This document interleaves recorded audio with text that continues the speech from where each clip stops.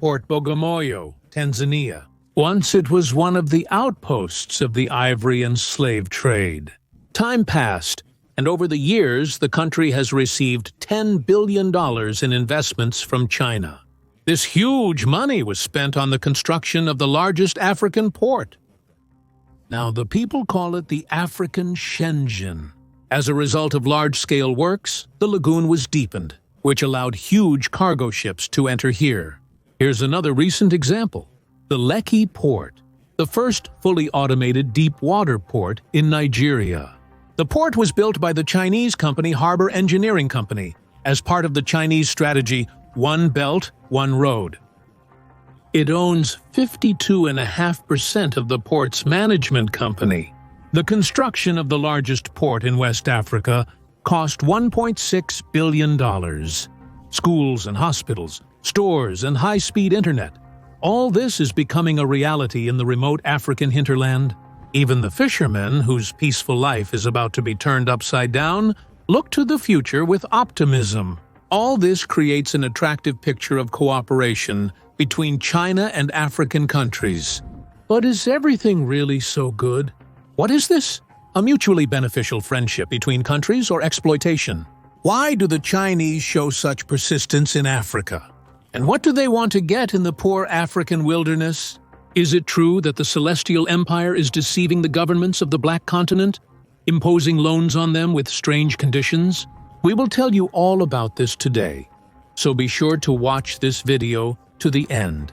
The times when Europe imposed its orders here are long gone. Chinese merchants managed to do in Africa what neither Western colonizers nor Soviet enlighteners could. China's trade volume with African countries has exceeded $20 billion a year. Huge numbers. This is 10 times more than the trade volume with the Russian Federation and 4 times more than with the European Union.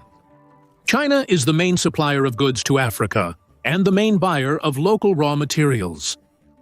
Oil, copper, iron, platinum, all of this is in abundance here and is of great interest to China. Angola, Nigeria, and Sudan have become China's most crucial oil suppliers. Here is an example of alarming news on this topic. And its partner China National Offshore Oil Corporation have reached an agreement with Uganda and Tanzania to invest more than $10 billion in the development of oil extraction in East Africa. The project includes the development of oil fields, the creation of processing facilities, and a pipeline network in Uganda, as well as an export pipeline through Tanzania for the delivery of Ugandan oil to the ports of the Indian Ocean. However, China does not live by oil alone. Almost all of China's furniture industry works on timber from Liberia, Cameroon, Mozambique, and Namibia, and 40% of China's copper imports come from Zambia. China is everywhere. By the year 2009, it had surpassed the United States, becoming the continent's largest trading partner. And 4 years later, China left the Americans far behind, doubling the gap. In early September of 1800, it became clear that the Asian giant was here to stay. It was then that the President of the People's Republic of China, Xi Jinping, at the China-Africa Cooperation Forum, announced that in the coming years he would provide the countries of the Black Continent with $60 billion in the form of investments, loans, and gratuitous aid. Billboards with hieroglyphs and fields of corn worked by Chinese farmers, all this testifies to who really owns this land. Only the Kalashnikov on Mozambique's coat of arms is a reminder of its past friendship with the Soviet Union. The Chinese have penetrated almost all sectors of the local economy and infrastructure, mining and agriculture. And in a number of sectors, such as construction, the share of Chinese companies reaches 50% of the total volume of all construction contracts concluded by African governments with foreigners. The Chinese are very active in the digital development of Africa. The technological giant is working with African mobile operators on network deployment programs. There is active influence on higher education in Africa. The Chinese State Agency for Teaching Chinese as a Foreign Language has established 59 Confucius Institutes there to popularize the language and culture. China holds one of the leading positions in terms of the number of cultural institutions in Africa, second only to France. Several African countries have already introduced the Chinese language into the elementary school curriculum. Recently, Beijing's economic expansion has shifted to military. A naval base for Chinese warships fighting Somali pirates has opened in Djibouti. While there are about 1,000 servicemen stationed here, according to agreements between the parties, their number can be increased tenfold. The Americans opposed the construction of this base, but were unable to prevent it. Recently, intelligence agencies from various countries have been reporting more frequently about Xi Jinping's plans to build naval bases and military airfields in Africa. The main negotiations about this are being conducted by China with Equatorial Guinea, where it is assumed that ships will be able to replenish their supplies if necessary. The Chinese army is relocating its fighters to local bases, which is making the Americans nervous. They are losing control over this territory. Analysts are sure this is just the beginning, and China will expand its presence here, specifically in the military sphere. Xi is trying to create an image of China as a country that cares about African comrades. He explains this by the growth of the presence of Chinese military structures here. In the words of the head of state, all this is necessary to strengthen the security of poor countries. By the way, do you think the Celestial is striving for full partnership, or does it primarily pursue its own interests? Write in the comments. There is one more important point. The Chinese economy has encountered a serious problem. The aftermath of the coronavirus disease-19 epidemic, financial crises in the European Union and the United States of America, all this has led to people saving more and buying less. And the People's Republic of China, as the main world factory, suffered due to the drop in demand first and foremost. Gigantic markets collapsed in the face of African countries came to the rescue. Experts from the journal predict that in the next 10 years, the continent will become an economy worth more than $5 trillion.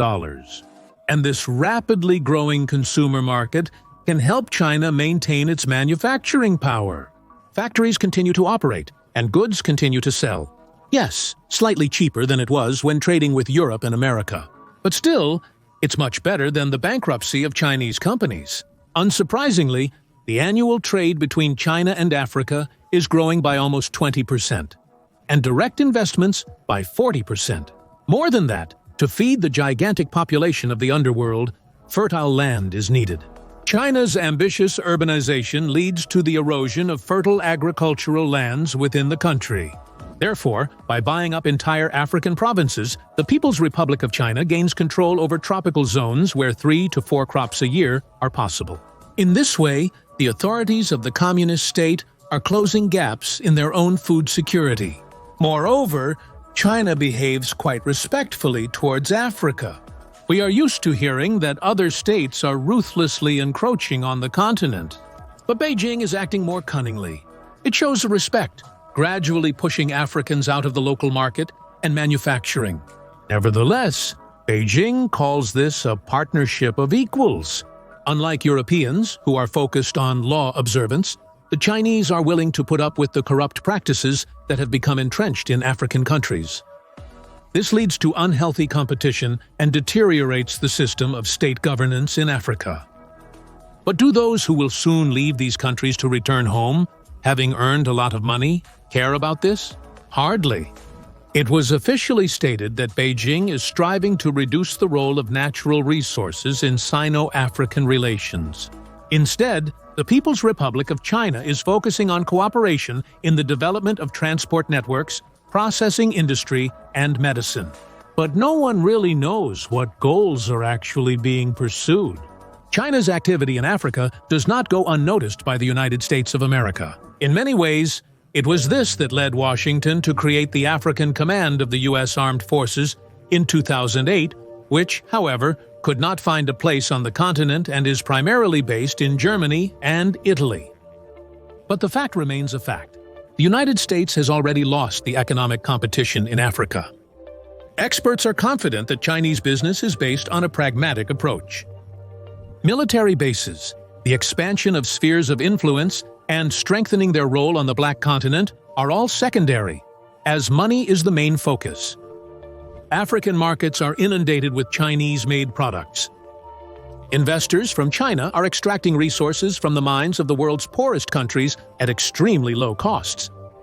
All because dozens of countries on the continent owe China a huge debt. For example, Ethiopia currently owes China $14 billion, and this amount is growing every year. With this money, the country was able to renovate its infrastructure and fix its roads. Or here's another example. The Ugandan government took a $20 million loan from China to repair the airport in the city of Entebbe. There is evidence that the Ugandan authorities were unable to repay the debt on time, and the People's Republic of China took over the airport for 99 years. What does always mean in translation from Chinese to Ugandan? All of this was written in the contract. Only the African leaders didn't pay much attention to the details. China's interference in other countries' internal affairs has already been surrounded by humanitarian imperialism. Angola has the deepest debt to its major Asian partner. It owes $43 billion. It's impossible to repay such an amount, as the interest grows faster than the government can pay it off. The sky also bought up all of Zimbabwe's mining industry, and the developments are significantly worsening the environmental situation in the country. But the authorities are silent. They are afraid to spoil relations with the main partner. Local journalists are sounding the alarm. They assert that China is acting harshly. If the country is unable to repay the loan, they do not provide a grace period and do not write off the debt, but take over the infrastructure. But the authorities have no choice. No one but China comes to Africa with money. Once upon a time, the Soviet Union acted as a benefactor and generously distributed loans. As a result, the Union of Soviet Socialist Republics collapsed and could not get its money back, and most of the loans to the poor people of Africa were simply forgiven. Then the Russian Federation came to replace the Soviet Union, which in 1999 forgave Mozambique 90% of the debt, more than $1.5 billion. Similar write-offs to other African countries occurred later. Americans have never forgiven debts in a similar way. And so, when the Soviet Union was no more and Russia was mired in its problems in the 90s, Africa could only hope for China. Yes, friends, from heaven they really came to help. In the poorest places on the planet, modern highways, bridges, airports, and shopping centers have appeared. But from the third world countries, the most valuable, useful, and scarce things are disappearing. Furthermore, the People's Republic of China authorities act slyly. The construction is carried out by workers brought in from Asia. All this is registered to Chinese companies, and the local population stands aside and learns Chinese in order to find at least some job in the future, if lucky.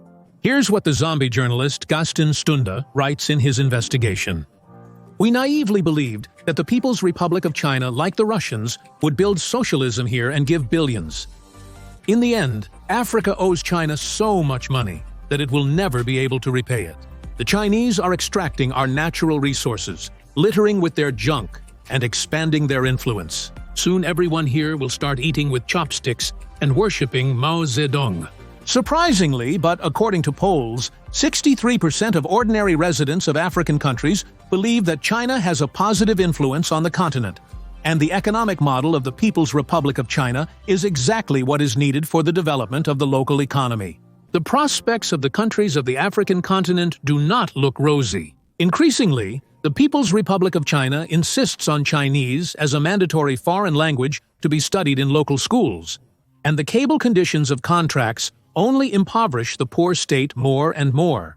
Asian educational programs have been implemented in universities in Kenya, Mozambique, and Tanzania. Africans have become dependent on Chinese money and technology. The West can no longer offer anything to its former colonies. It's no surprise that Beijing, having no competition, allows itself to overstep the mark and sell agreements that are primarily beneficial to the People's Republic of China. Africa has rid itself of Europe's colonial influence, but has never truly become free.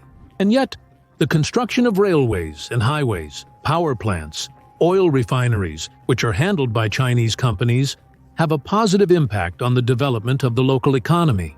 Whether you consider this a plus or not is up to you. Thank you for watching this video to the end. If you liked it, hit the like button and don't forget to subscribe to the channel. Every week, we delight you with unique content. See you in new videos.